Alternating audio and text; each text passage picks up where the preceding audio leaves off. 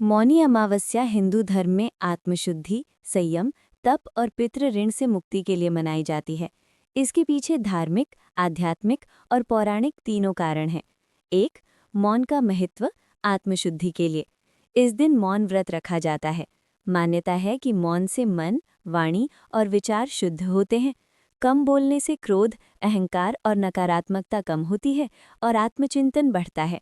ऋषि मुनि इस दिन ध्यान और तपस्या करते थे, इसलिए इसे मौनी अमावस्या कहा गया।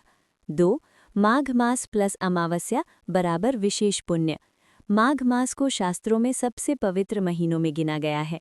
अमावस्या तिथि पर चंद्रमा नहीं दिखाई देता, इसे अंतर्मुखी साधना का समय माना जाता है।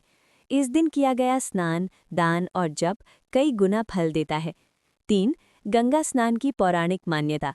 पुराणों के अनुसार मौनी अमावस्या के दिन देवता पृथ्वी पर आकर गंगा में स्नान करते हैं। इसलिए इस दिन गंगा या पवित्र नदी में स्नान करने से पापों का नाश, पुण्य की प्राप्ति, मोक्ष की ओर अग्रसर होने का मार्ग खुलता है। 4. पितृ तर्पण के लिए श्रेष्ठ दिन। अमावस्या तिथि पितरों को समर्पित होती है। मौनी अमावस्या पर तर्पण, पिंडदान, दान पुण्य करने से पितृदोष शांत होता है और पूर्वजों का आशीर्वाद मिलता है। 5. महाभारत और पुराणों से जुड़ी मान्यता। कहा जाता है कि देवर्षि नारद, भीष्म पितामह जैसे महापुरुषों ने इस दिन मौन और तप किया था। इसी कारण ये दिन संयम और साधना का प्रतीक बन गया। 6. मानसिक और आध्यात्मिक लाभ। मौन बराबर मानसिक शांति, स्नान बराबर शारीरिक और ऊर्जात्मक शुद्धि, दान बराबर कर्म शुद्धि, ध्यान बराबर आत्मिक उन्नति। इसीलिए ये दिन जीवन को नई दिशा देने वाला माना जाता है।